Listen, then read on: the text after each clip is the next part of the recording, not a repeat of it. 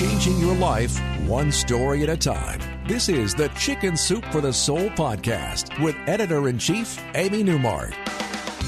Hey, it's Amy Newmark with your daily dose of Chicken Soup for the Soul inspiration to make you simply happy. We talked with Kristen Cusato on Friday about how families and friends can take care of themselves and better handle the Alzheimer's and dementia journey with someone they love.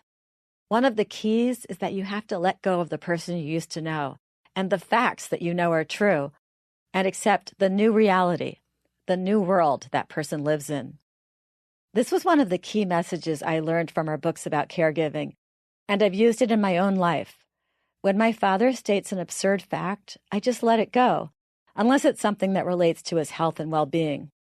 But his incorrect assertions of fact about his past or other people's pasts, his use of alternative facts, well, that's just what happens to a brain in the world of dementia. And there's no point trying to correct those statements when a person isn't in a position to do any harm to anyone. I got a text, for example, from one of my father's aides congratulating me on being the first woman ever to graduate from Harvard. Of course, that was not true, but I saw how my father got there, and I just let it go. In our best-selling book about dementia, Chicken Soup for the Soul, Living with Alzheimer's and Other Dementias, we have a great piece about this by Ginny Dubose, who works in a senior housing community for seniors who need some assistance with daily living but can still have their own apartments. She sees the frustration that families go through, and she gets comments from them like, "I don't know how you people do it. I can't deal with just one elderly parent, and here you are having to work day in and day out with so many of them." Of course, it helps when you're not related to one of those seniors who is challenging you so profoundly. But Ginny says the answer is simple. She and her colleagues just join whatever journey the elderly person is on. They don't know the person who the family remembers. They just know this new person, so it's easier for them to accept this person.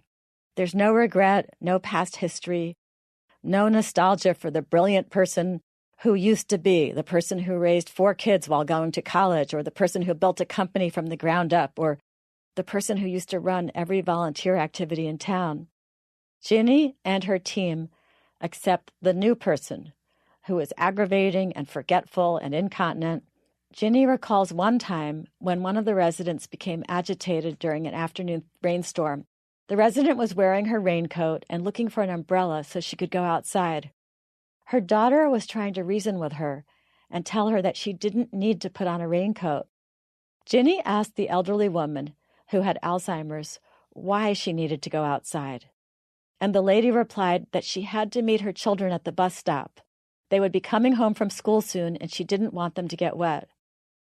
Instead of telling her that her children were all grown up and there was no bus stop, Ginny quickly assured the woman that her neighbor was picking up the children and would bring them home.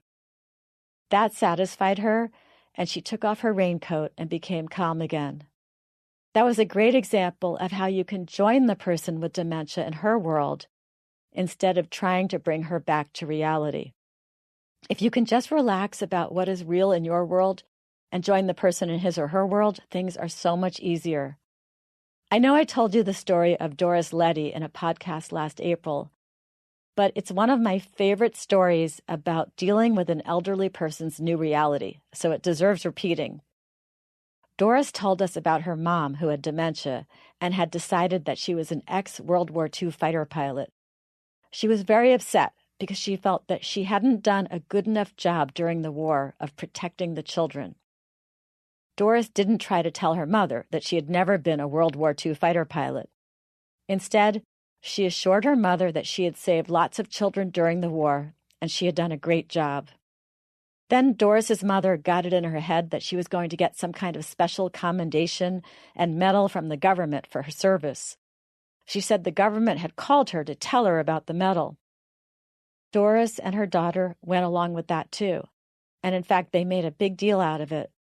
For Doris's mother's next birthday, which Doris figured would be the last one her mother would enjoy, they bought a medal at a store and they made up a certificate of honor on the computer. And at the birthday party, they gave Doris's mother the certificate and the medal, and everyone in the restaurant they were in applauded and cheered for her. She loved it. And it didn't hurt anyone to go into Doris's mother's world and let her enjoy herself there. So, as Ginny Dubose says, join the journey. Love them for who they are in this moment. It's not easy loving someone with Alzheimer's or other forms of dementia, but it's a lot easier when you love the new person they've become and join them on their journey. I'm Amy Newmark, and I want to thank you for listening to the Chicken Soup for the Soul podcast today.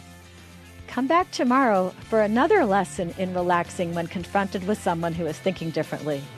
We're going to talk about the millions of people in America who are living with traumatic brain injuries and how you can understand and support them.